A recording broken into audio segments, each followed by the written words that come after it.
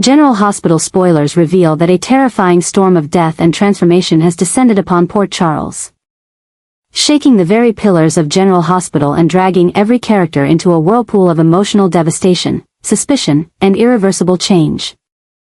The grim confirmation of 4 tragic deaths, each loaded with legacy, emotion, and narrative consequence, marks not merely the closing of a chapter but the brutal deconstruction of the show's emotional architecture. As these deaths unfold in sequence or cascade like falling dominoes, the entire canvas of General Hospital is being repainted with darker shades of grief, betrayal, and foreboding reinvention.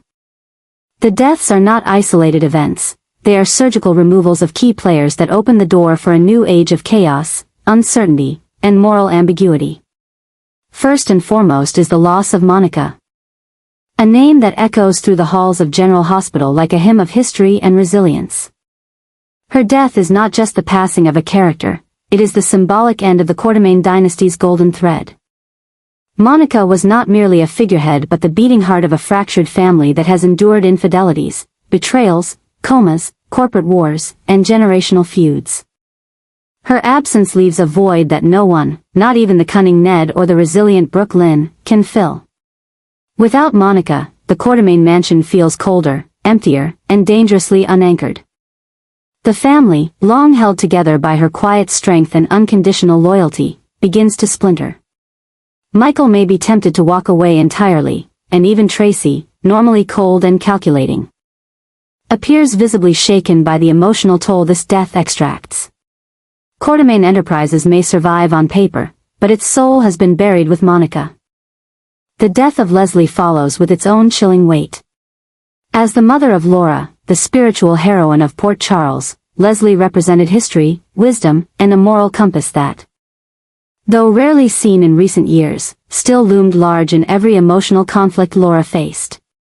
Her death not only devastates Laura, who is already burdened by mayoral responsibilities and the weight of countless betrayals, but it reawakens decades-old grudges and unfinished narratives.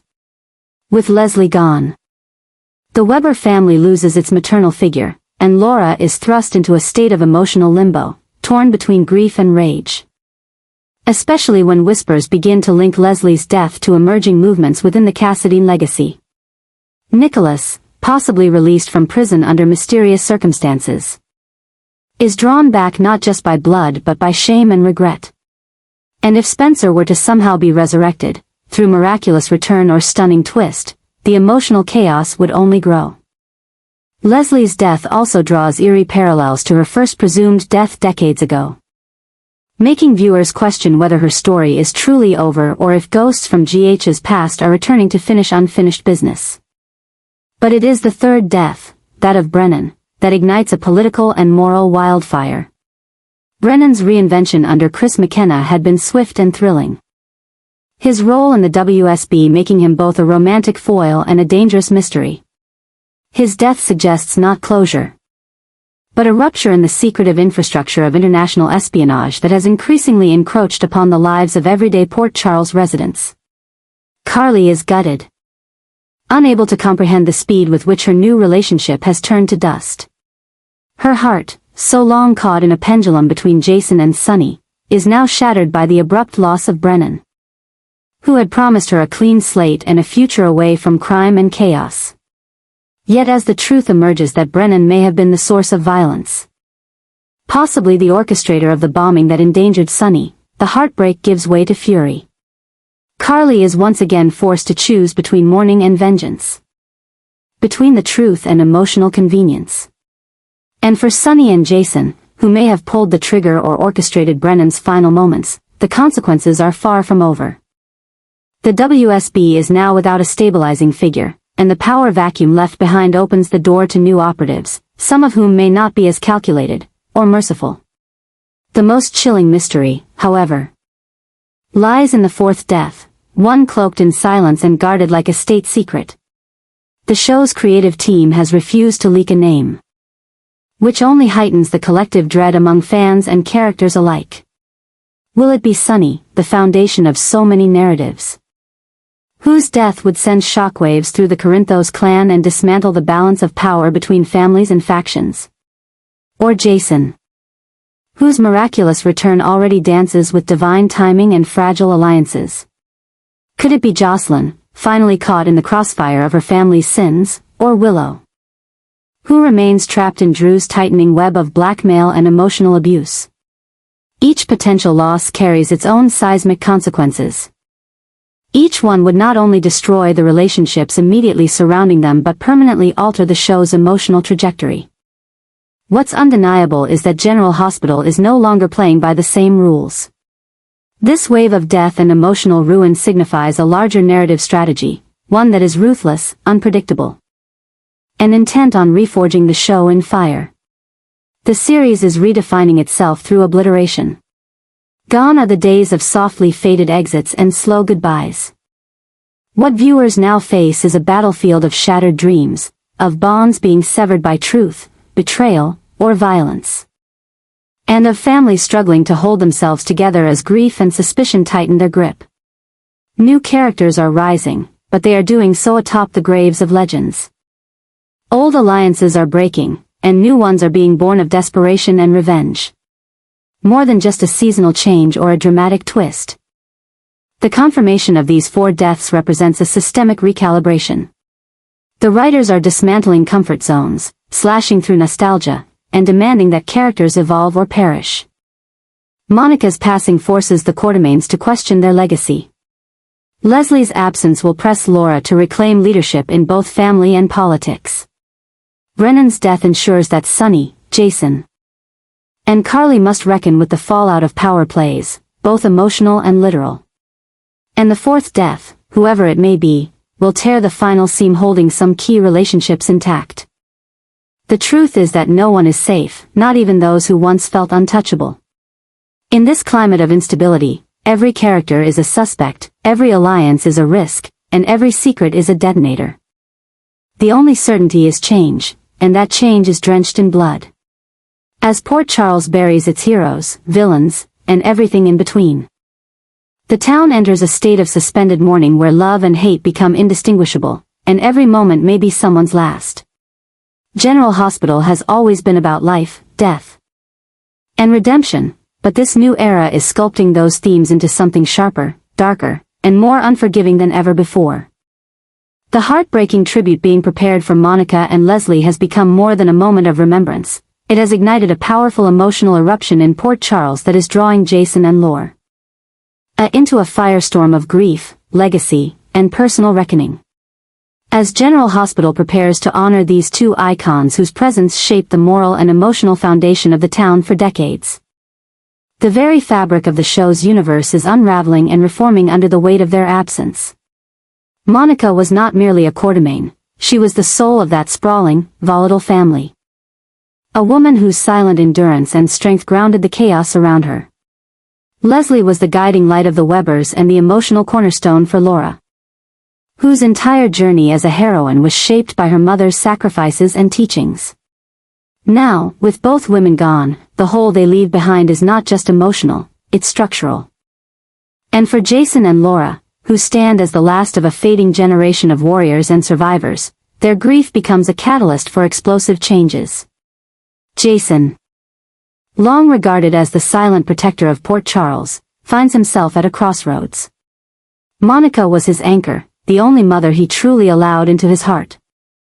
Despite the cold walls he'd spent decades building, her death shatters him in ways he cannot express, and for the first time in years, Jason's need for control begins to falter. He is haunted not only by regret but by the fear that with Monica gone, the last piece of his humanity might die with her. Her voice, which once calmed his violence and gave him purpose, is now gone forever, and that silence is deafening.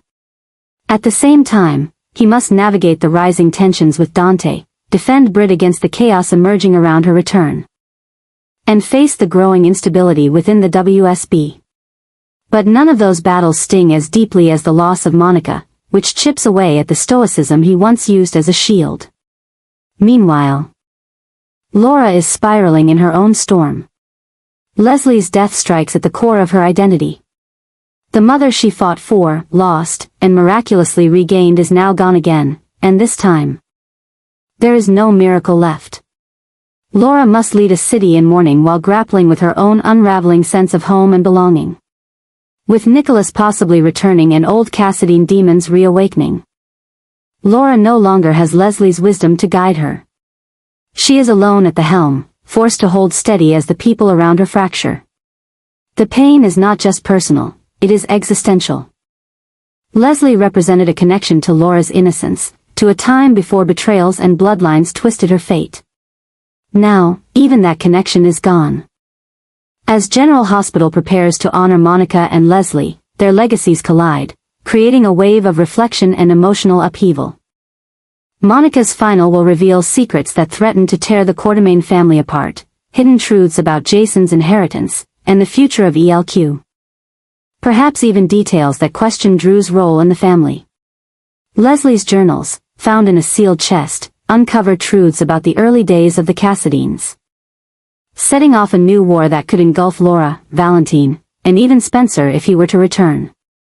These aren't just tributes, they're time bombs wrapped in love letters.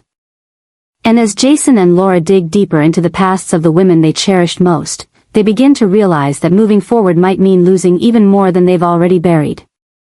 Monica and Leslie were more than matriarchs, they were the moral compass, the emotional truth-tellers, and the fragile yet powerful force that reminded everyone in Port Charles what love and loyalty looked like. Their deaths are being honored. Yes, but they are also revealing the fractures long hidden beneath the surface. Old rivalries reawaken, buried trauma resurfaces. And characters once united by affection find themselves turning on one another.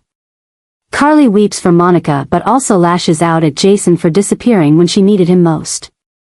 Laura clings to her memories of Leslie while secretly fearing she no longer knows how to lead without her.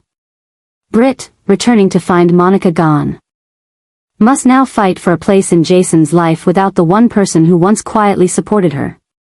Even the younger generation feels the aftershocks. Michael, torn between his grief for Monica and his fury at Jason's silence during Willow's unraveling, begins questioning his place in the Quartermain legacy. Jocelyn, still reeling from recent betrayals, breaks down at the thought that the woman who helped raise her is now lost forever. The entire town trembles under the weight of what Monica and Leslie represented: stability, wisdom, and the promise that no matter how dark things became, someone would always be there to light the way. But now, the lights are going out. And in that growing darkness, new enemies are rising. Old friends are turning cold, and the very soul of Port Charles is being rewritten. These tributes are not just farewells, they are the beginning of a new war for legacy, identity, and power. Monica and Leslie may be gone, but the chaos left in their wake is just beginning. And Jason and Laura, whether they are ready or not, must decide if they will rise to protect what these women stood for, or watch everything they loved fall to pieces. A maelstrom of darkness is sweeping over Port Charles. And it isn't just the aftermath of Brennan's death fueling it, it's the terrifying realization that one evil's end can birth countless others, some even more monstrous in their intent. Brennan's execution should have brought temporary peace, a catharsis of sorts for Carly and those he hurt, yet instead, it feels like the opening gambit in a far more sinister game. The man who lay in his own blood has become a martyr in shadow, his removal not cleansing Port Charles but ripping the lid off a hidden cesspool. As the town reels, Drew, once a pillar of composed confidence, finds his stability crumbling. Secrets he once buried alongside Brennan's corpse are now clawing their way to the surface. Every manipulated smile, every quiet threat, every lie told to Willow that crossed into blackmail is now a potential landmine. The evacuation of one threat has left an open path in Drew's psyche. One that paranoia now stalks like a predator waiting to pounce. And then comes Victor, his return whispers through the corridors like a curse summoned back from the deep. While Brennan was brute force, Victor is the clinical surgeon of chaos. Even the name alone reshapes the very air of Port Charles, blending dread, fascination, and the unspoken acknowledgement that Cassadine legacy always carried a venom of its own. His first steps back into the city weren't scandalous or dramatic, instead, they were cold and calculated. A return designed to unsettle rather than announce. Within days, rumors spread of off-book transactions, sudden exits, and old debts paid in currency far darker than cash. People start whispering that past rumors weren't loosed by chance, that Victor's network still thrives. And that his touch can turn civil servants and elite families alike into unwitting instruments of his design. Each character suddenly finds themselves wondering, was their rise financed ethically? Or were they simply another pawn in a decades-long game of Cassadine chess? In the midst of this darkness stands Sidwell, a mutated shade of the WSB operative who grew so confident that he no longer bothered to wear a mask. Brennan's death has stripped him of the umbrella of plausible deniability. Now he orchestrates terror openly, with a predator's arrogance. His war with Sonny places not just the mob boss but Michael, Christina, Avery, and Donna in direct danger. Sidwell's vendetta is no longer about destroying a family legacy, it's about erasing a dynasty. Cryptic threats arrive in envelopes. Anonymous voices call in the night, and the Corinthos children wake in cold sweats. His newest allies? Individuals who were once on the periphery of Port Charles's criminal undercurrent, Silas Clay veterans, black market financiers, and foreign agents with a taste for chaos. In Sidwell's hands. The WSB isn't just a plot device, it's a delivery system for fear.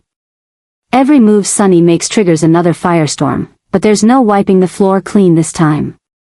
Sidwell has bought the entire building, and his reign is merciless. Drew, meanwhile, becomes a figure of tragic complexity.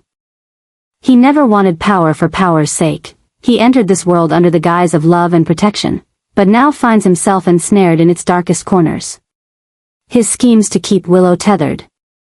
His quiet inertia during Jax's emotional coup, his compliance in letting the WSB leave its fingerprints on Carly's life, all of it now burns like branding iron. Sitting across from Sidwell. He wonders if the blackmailer will come for him next. In moments alone with Jason, he imagines the ghost of his conscience, or perhaps his regrets, staring back at him.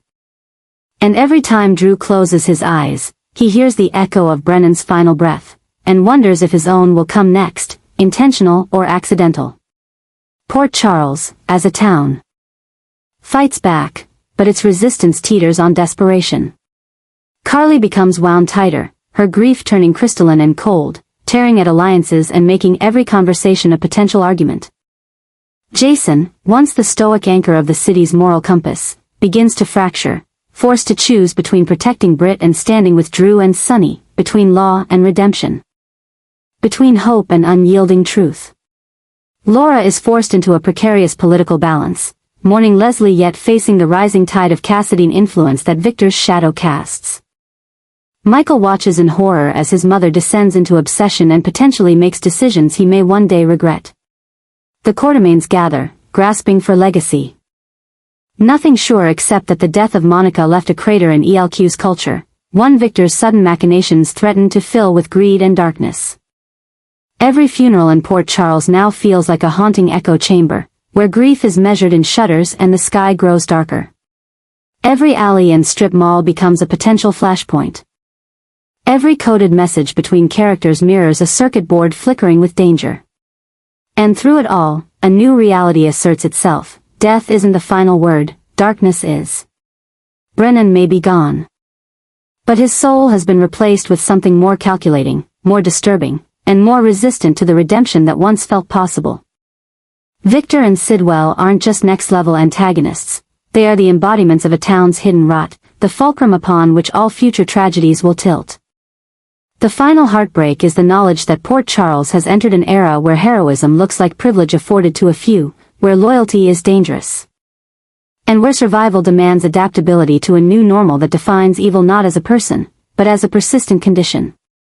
The town's heart continues to beat, but its rhythm has become unpredictable, menacing, and primal. In this recalibrated world, no one is safe from destruction, not even in the sanctuary of family. Every secret holds the potential to be a bomb. Every bed may conceal a bullet. Every truth can transform into a weapon. And through it all, one phrase haunts deeper than any scream. The worst evil isn't what the dead have done, it's who remains alive. And what they choose to do with that life. General Hospital is entering a transformative era, one that will forever mark a shift in the soul of Port Charles. As time moves inexorably forward, legends who once stood as the pillars of this town are beginning to fade into memory, making way for a new generation to step into the light, and into the fire. The departure of longtime icons like Monica and Leslie doesn't just signal the end of beloved characters, it represents the close of a golden age built on legacy, honor, and the slow unraveling of generational secrets. In their place rise younger faces, some blood heirs, others forged by trauma and ambition, each one stepping into the chaos with raw energy and something to prove. This shift isn't merely a matter of casting or storyline convenience. It's a recalibration of power dynamics, morality, and emotional focus. Gone are the days when the moral compass of the hospital could be found in the calm, experienced voice of Monica guiding younger doctors or Leslie offering wisdom from a place of maternal empathy. Now, voices like Trina, Jocelyn, Willow, Spencer, Dex, and even Ava's daughter Avery are being sharpened by pain, betrayal, and the relentless need to survive in a town where justice is often subjective and the line between hero and villain is constantly shifting. These young characters don't walk in the footsteps of their predecessors, they carve new paths, ones filled with explosive decisions, controversial alliances, and emotional scars that will redefine the next decade of Port Charles. The death of Brennan and the looming threats from characters like Sidwell and Victor are not just plot twists, they are symbolic earthquakes designed to clear space for this next generation. Characters like Jason, Carly, and Sunny find themselves not only fighting external enemies, but wrestling with the fact that they are no longer the absolute centers of gravity. They must either evolve or be eclipsed. The tension is building around this very evolution. Who among the younger generation will become the next Jason, a figure torn between moral duty and dark necessity? Who will rise like Laura once did, transforming personal loss into political power? And who will fall, corrupted by the very systems that their elders failed to dismantle? As new characters begin to take center stage, their stories are no longer contained in the hallways of General Hospital, they spill into boardrooms, back alleys, and burned-out safehouses. The drama is more intense, the stakes higher, the relationships more volatile. What once took months to simmer now explodes in weeks, and the fallout is no less devastating. In this new era, redemption must be earned, not inherited.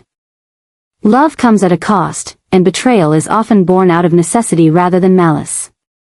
The transformation of General Hospital is not an erasure of its past but a dangerous, thrilling reckoning with its future. And in the heat of that reckoning, the storylines are exploding with urgency, heartbreak, and high-stakes reinvention. The torch has not just been passed, it has been lit anew, and the flames are rising.